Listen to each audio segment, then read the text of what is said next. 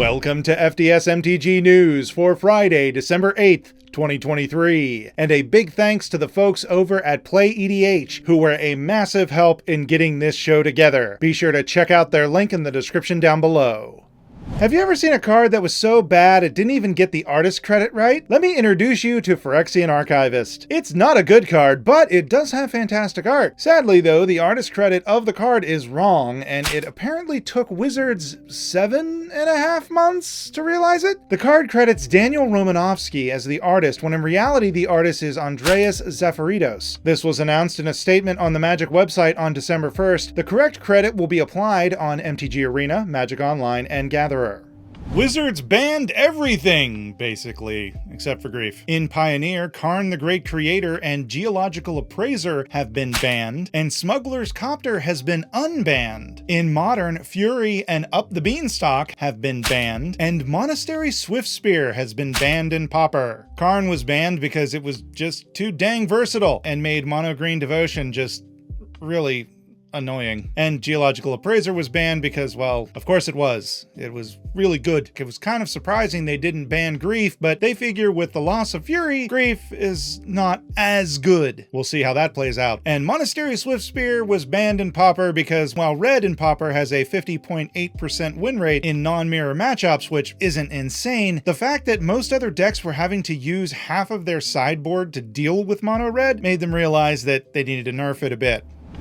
I would like to politely ask Wizards to spread out their news cycle a bit, because last week was a bit dry, while this week has all the news. Just a suggestion, but maybe don't drop a new freaking format the same week you were doing spoilers for a new set and a surprise secret layer drop. I know you can't control all of the news. The artist credit mix-up was entirely out of your hands. Sort of. If you were paying attention, you might have caught it earlier is all I'm saying. Sorry, I seem to have lost the plot. Where was I? Oh yeah, new format. Timeless is a brand new format on Arena, and it's basically all the cards on Arena. If it's on Arena, it's legal and timeless. So basically Arena Vintage. It's a 60 card format, up to 4 copies of a card in a deck. It will have a ban list and a restricted list, though no cards have been banned outright so far. Only 3 cards have been restricted so far, and they are Channel, Demonic Tutor, and Tybalt's Trickery. Any rebalanced digital cards and original printings of tabletop cards will be the versions of the cards that are legal and timeless. And as the name suggests, it's a non-rotating format. The format will become available on Magic Arena starting on December 12th, along with the release of the Khans of Tarkir MTG Arena set.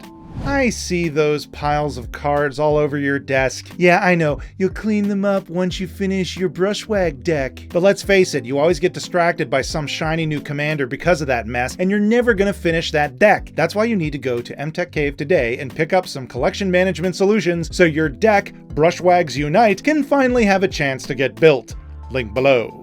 About a month ago, we covered a story where the judges at LotusCon were not compensated for their work at the event, and Monarch Media, the organizer of the event, and specifically the owner, Mark Anthony Salchi, came under fire for this. Well, it seems there are more skeletons in this particular closet. And full disclosure, I used to be a Monarch Media community ambassador, and I was unaware of these scandals and severed ties with the organization for creative reasons prior to any of these scandals coming to light, and I no longer have a connection to Monarch Media. In our previous story, I briefly mentioned that other grievances were being leveled at Salchi in the fallout of LotusCon. Well, thanks to the painstaking documentation by the Twitter account Beyond the Machina, it has come to light that many artists allegedly are owed money or merchandise from Salchi. This was under a different business name, MTG Auctions. Numerous artists claim that they would send Salchi an altar of a card that he would then put up for auction. If the card sold, many artists claim that they were not paid for the sale. If the auction was unsuccessful, those artists claim that they did not receive their card back, and apparently they brought receipts. We don't have time now to go through the whole thread blow by blow, but if you want to experience some of the most impressive mental gymnastics to justify not paying the artists or returning their art, check out the link in the description down below to give yourself a headache. Nile Joan Rivers on Twitter has organized a fundraiser to help support these artists, and I highly recommend you check it out, and maybe donate if you can.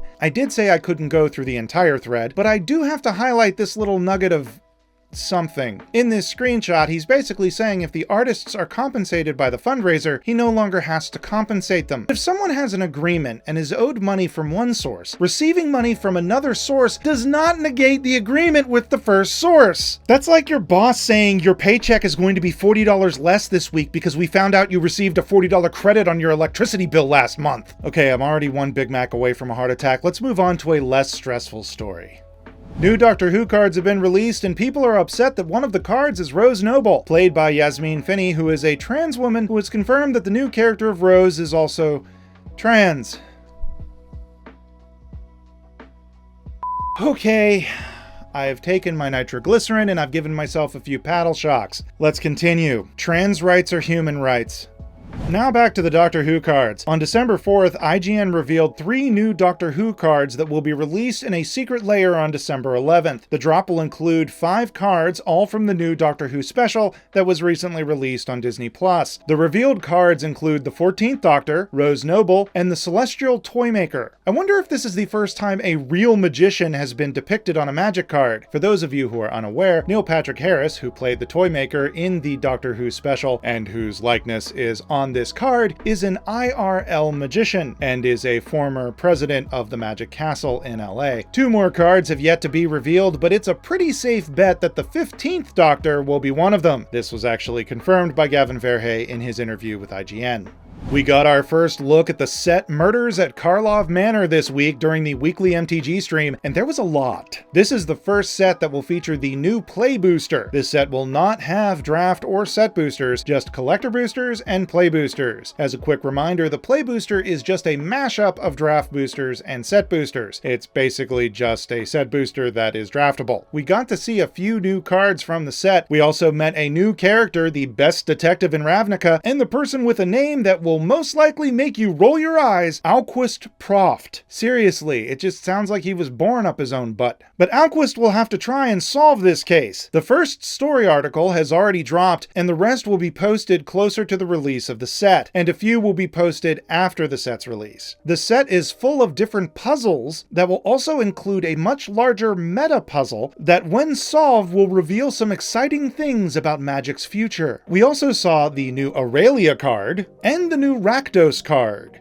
Investigate, a mechanic from Shadows over Innistrad, is returning for this set. Lightning Helix and Shock will also be returning. And also this set has all the card treatments. You got your Magnified Showcase, your Dossier Showcase, your Ravnica City Showcase, and here is the Impossible Full Art Basic Lands. Sadly, they did confirm that this set will not have Shock lands, but there will be a Shock land in the accompanying MTG Clue product. This is a hybrid of Magic and Clue where you can win in the traditional Magic way, but also you can win if you guess who committed the murder with what weapon in what room. Yeah, I don't know how that's going to work either, but we'll find out in January. Finally, there will be collector booster exclusives, because of course there are. Gotta sell them collector boosters somehow. You have your invisible ink foiling, which has real hidden clues about the mystery, as well as, say it with me now, serialized cards of the guild leaders. Yay.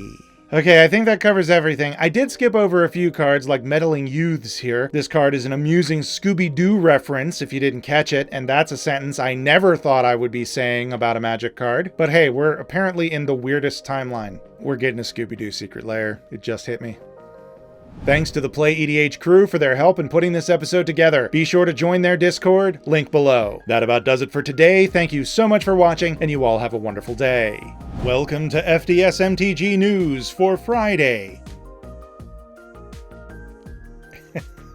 Before I started talking, I said to myself, December 8th. Welcome to FDS MTG News for Friday, December 8th, 2022. Frog! It's almost 2024! I'm not even past the intro. Oh yeah, new format. Timus? It's a 60 card form. Only 3 cards have been restricted, and they are Channel, Demonic Tutor? Demonic Tutor. Never take your card to him. He will fuck up your Chevy. They are Channel, Demonic Tutor, Tutor. Demonic Tutor. Only 3 cards have been restricted so far, and they are Channel, Demonic Tutor. Yeah, I know. You'll clean them up when you finish your brush grag? Yeah, I know. You'll clean them up when you finish your brush wag. This is like your boss saying your paycheck is going to be $40 less this week because we found out you received a $40 credit on your... The revealed cards include the 14th Doctor, Rose Noble. That made it sound like Rose Noble is the 14th Doctor. That is incorrect. I wonder if this is the first time a real magician has been depicted. 2 more cards have yet to be revealed, but it's pretty safe bet. But it's a pretty safe bet that the 15th Doctor, the 15th Doctor. The first story article has already dropped, and they will be releasing more of those closer to the first story article. And apparently there are a bunch of apparently? Your dossier showcase?